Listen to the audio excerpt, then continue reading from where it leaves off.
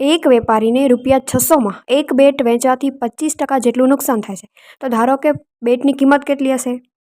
તો કે 100%. એમાંથી 25% એટલું નુકસાન થાય છે.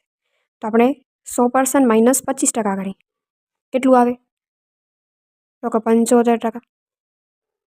અને એ કેટલામાં એને તો કે વેચ્યું હશે ₹600 માં એ બેટ વેચે છે, 25% જેટલું નુકસાન થાય છે. મતલબ 75% ઇઝ ઇક્વલ્સ ટુ શું થાય? ₹600. કારણ કે આટલામાં એ વેચે છે ને, એ આપણે રૂપિયા આપેલા છે કે 600 છે. હવે છે કે 40% નફો મેળવવા માટે તેણે તે બેટની કઈ કિંમતે વેચવું જોઈએ? તો કે 40% નફો એટલે બેટની કિંમત કેટલી છે? 100%. એમાં આપણે 40% એડ કરી. કેટલા આવે? 140% માટે કેટલી કિંમત હશે આપણે શોધવાની છે. 75% માટે આપેલી છે, તો 140 માટે આપણે ઇઝીલી સોલ્વ કરી શકીએ. તો કે 75% માટે 600 આપેલી છે, તો 140% માટે કેટલી હશે? બંનેમાં ટકાવારી કેન્સલ થઈ જશે.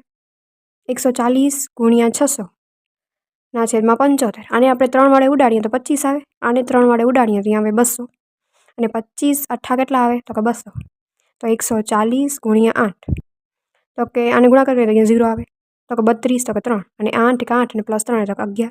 તો કે ₹1120 આવે અગર આપણે 40% નફાની કિંમતે બેટને વેચીએ તો. આવી જ રીતનો આ ક્વેશ્ચન તમારા લોકોએ સોલ્વ કરવાનું છે અને આન્સર કમેન્ટ સેક્શનમાં ટાઈપ કરી દેવાનું છે.